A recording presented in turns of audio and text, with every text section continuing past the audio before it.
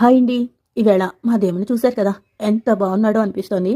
మనం రోజును కూర్చొని ఏదో మంత్రం చదివేసుకుంటే, నామం చదివేసుకుంటే కాదండి. నిత్యం దీపారాధన అయితే ఇంట్లో ఉండాలి.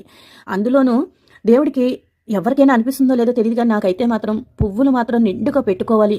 మనం మన శరీరానికి మన అలంకరణ ఎలా అవసరమో, దేవుడికి కూడా నిత్యం దీపం, పువ్వు అలా ఏదోటి మనకు తోచింది పాలో, పండో ఏదోటి నైవేద్యం పెట్టాలి. ఇదే కావాలని భగవంతుడు అడగడు కానీ మనకున్న దాంట్లో మనం పెడతాం అంతే.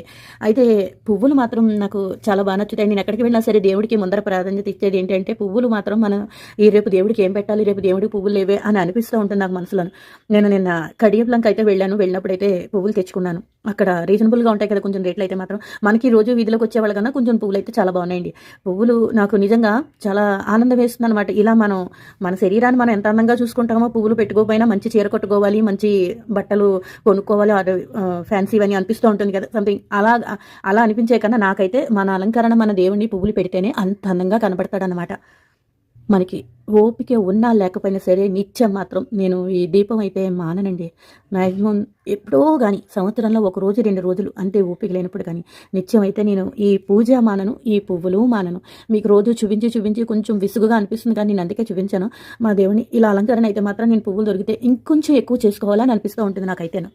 ఏ విషయంలో నేను తిండి విషయంలో అయినా సరే బద్దకిస్తాను తప్పించి దేవుడి పూజ విషయంలో అయితే నేను అస్సలు బద్దకించనండి. ఎవరు ఏం చెప్పినా సరే, అంతకుముందు అంతకన్నా పెద్దవాళ్ళు ఎవరు ఏం చెప్పినా సరే దేవుడి పూజ దగ్గర మాత్రం అస్సలు బద్దకించాను నేను. చూశారు కదా నా కిట్టు పువ్వులు. ఇవి నాకు ఒక 3 రోజులు అయితే వచ్చేస్తాయండి పువ్వులు. హాయ్ అండి. ఈవేళ మేము పువ్వుల మార్కెట్కి అయితే వస్తాం. చూసారు కదా పువ్వులు ఏమీ ఉన్నాయి.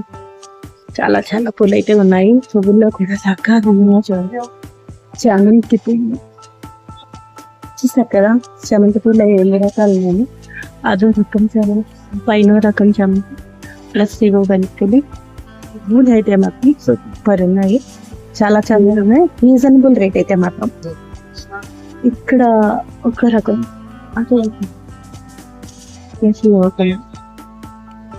ఇవి మార్నింగ్ అయ్యేసరికి ఎక్కడికక్కడ డిస్మెంట్, సాయంత్రానికి డిస్మెంట్ అయిపోతాయండి పువ్వులు.